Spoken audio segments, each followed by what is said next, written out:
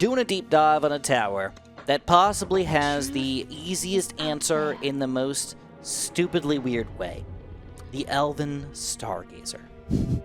Can you truly do a deep dive on a tower like this? I think we can. We're going to at least give it our darndest here. And the first thing you need to know is the cost. It's actually very simple for the first 4 tiers here. Very simple numbers. I don't even want to really even start the game, but I'm going to do it anyways. Check it out. This is the cost, about 900 bucks for the 4th tier. Pretty expensive. The average damage. We can look at clearly how much damage you're doing, add them up together, divide by 2. That's going to be the amount of damage you're going to do, but it attacks 5 times per attack. So what I said is, instead of saying this times 5, we're going to say that it attacks 5 times. So average damage, so we just say it attacks 100 times per minute, which is the fastest, I believe, the fastest attacking tower in the game. Let's throw that out there. That's kind of cool aspect here. But does that mean that we do a lot of damage? In fact, it does. It means we do a pretty reasonable amount of damage here. So this is the damage per minute. When we get the damage per minute to extrapolate out divided by the cost, we end up getting an efficiency. Now, this is probably the fastest efficiency rating I've ever given you guys, because it's a simple-ish tower. Ish, for the first 4 tiers.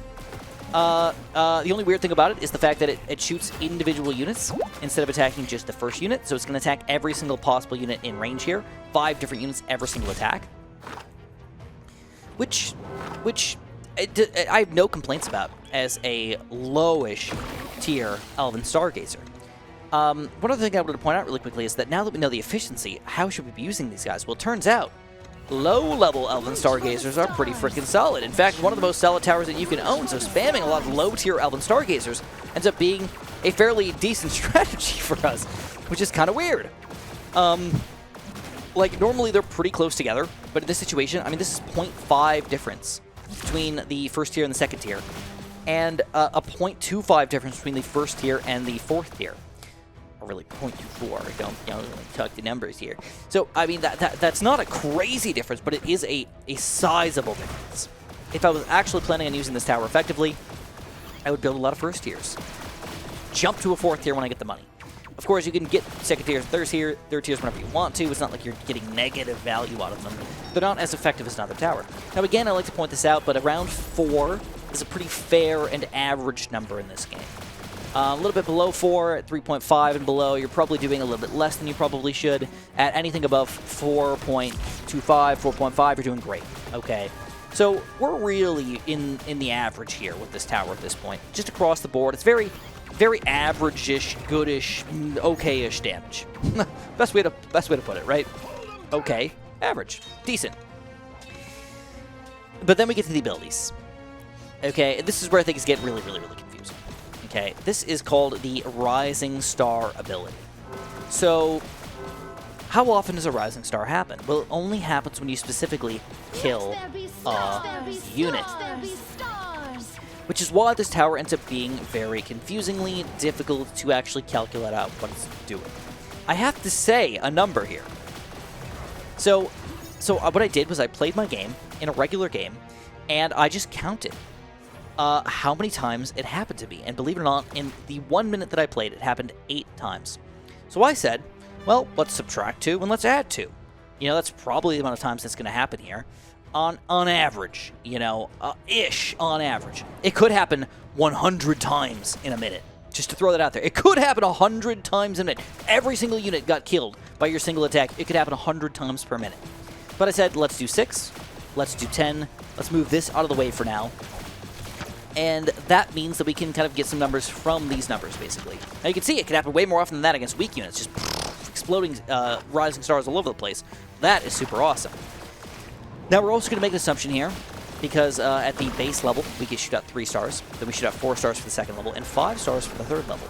So we get more star action, which I don't even want to get these guys out of the way. We get more star action as we go up higher, but we may end up wasting some of that star action, because we may not have 5 units around us. So something you should probably consider, or at least keep in the back of your head as you are playing this tower. Like, is it worth it? Is there this many units around all the guys that I have here? Do we have enough stalling action or whatnot to get 5 units on top of each other? Otherwise, it is going to make your damage lower.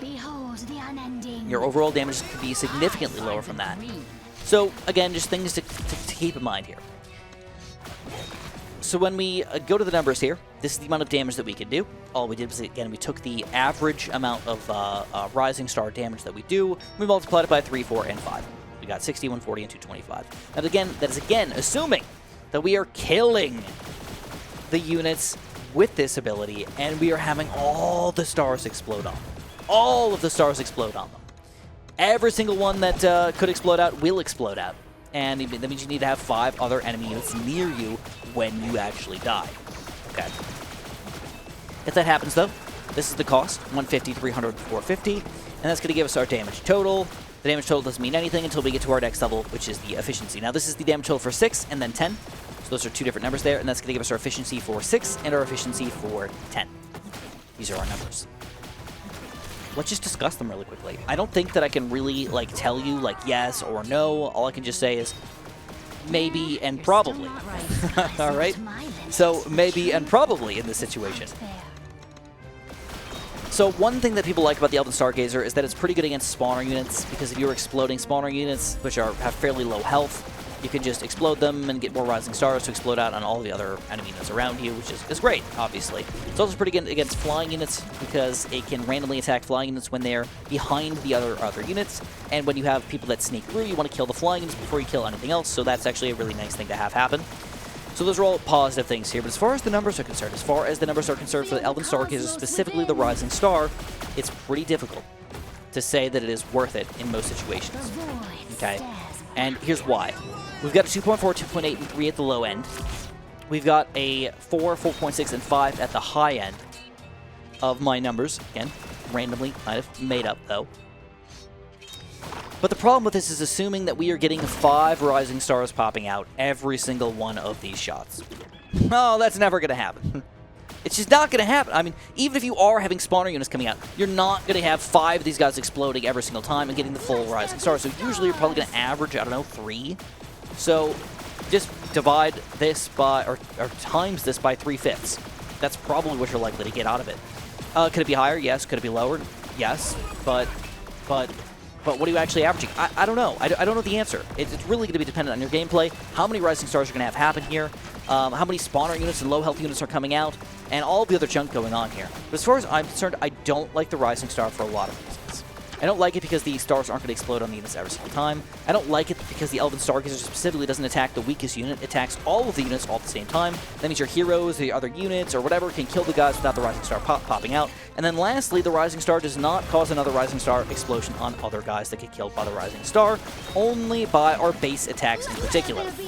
So we have to specifically kill these units with our attack, our base attack here, and if they shoot out and explode into Rising Star stuff, we lose them all anyways. So if I could get some sort of cool chain reaction happening where the Rising Star pops to the Rising Stars, pops to the Rising Stars, pops to the Rising Stars, I'd be like, heck yeah, dude. This is an amazing ability, an amazing tower, and this is definitely the way to freaking go.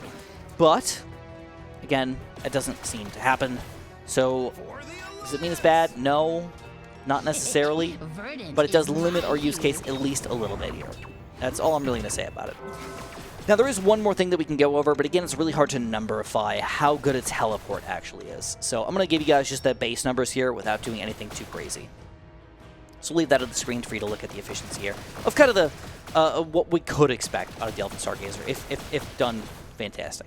So the event horizon is going to teleport up to 3 enemies here, up to 4 enemies, and up to 6 enemies for the last upgrade here. And all we really need to do is just say, well, how much does it cost to teleport an enemy? So it's going to cost $83 for the original one, which lower is actually better in this scenario. And then 4 and 6, it's going to cost us an extra $100 per teleport, basically. Just kind of look at the numbers overall, I mean, that just makes sense. So I don't really know what to say about it. Besides that, teleports are pretty important in this game, and they're incalculable on how efficient and awesome they're going to be. And this is something you cannot overlook with the Elven Stargazer overall. But as far as teleports go, the best teleport to get is going to be the first teleport, because it's the cheapest per teleport at $83.3 repeating. Okay. So this is the Elven Stargazer. Not as many numbers as a lot of the other towers. They kind of make sense. It's making a lot of assumptions on how much the Stargazer is randomly exploding out and killing units with. And that's all I got. So if you guys enjoyed this one, make sure you press the like button. If you guys completely disagree with me and you think the Elven Stargazer, I'm just using it all wrong, calculating it all incorrectly, let me know. I'd actually like to hear about it. And have a super duper delicious day.